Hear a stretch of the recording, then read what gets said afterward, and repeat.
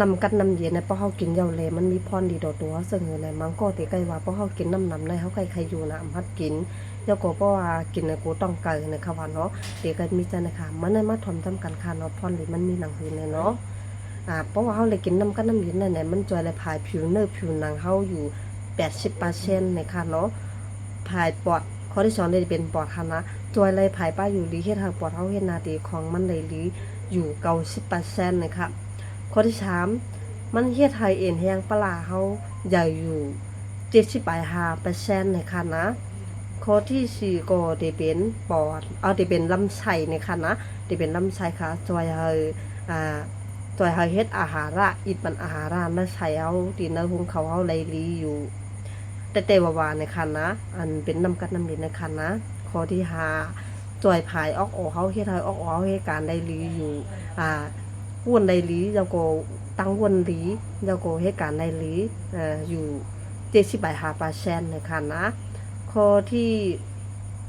6ลูกกับลูกต่อเฮาคอตีนคอมือเฮาเนี่ยค่ะเนาะงอกศอกเฮาจะได้อยู่24%มันจอยเลยนะคะนะ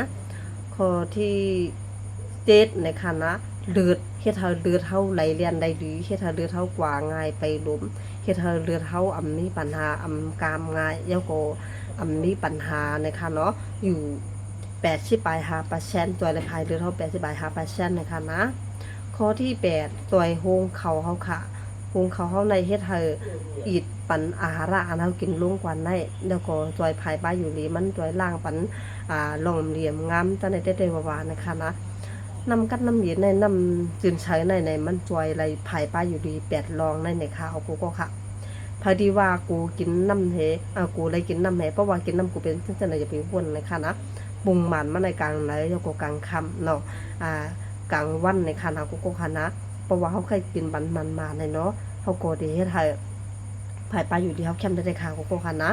ทั้งที่ว่ามีตั้งเป็นภายปอดแล้วก็ภายผิวเนื้อผิวหนังแล้วก็ภายลำไส้นะคะเนาะแล้วก็ภายลูกกับลูกโตภายออกเฮาจะในค่ะนะกูก็ค่ะภายห้องเข่านะคะนะ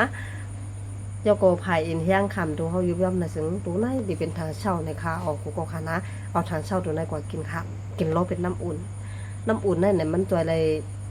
ภายเลือดเฮ็ดให้เลือดเฮากามง่ายนะคะนะกูก็ค่ะนะกินโลเป็นน้ำอุ่นคูวันในคันกลางค่ำกลางแล้วคุณเดี่ยมไปมีโอกาสคงกินได้ค่ะเพราะว่าเฮากินมันมีพรดีต่อตัวได้ค่ะสนใจตักทำอะไรค่ะใครเป็นโดดเด่นก็ฮับกูดีค่ะนะ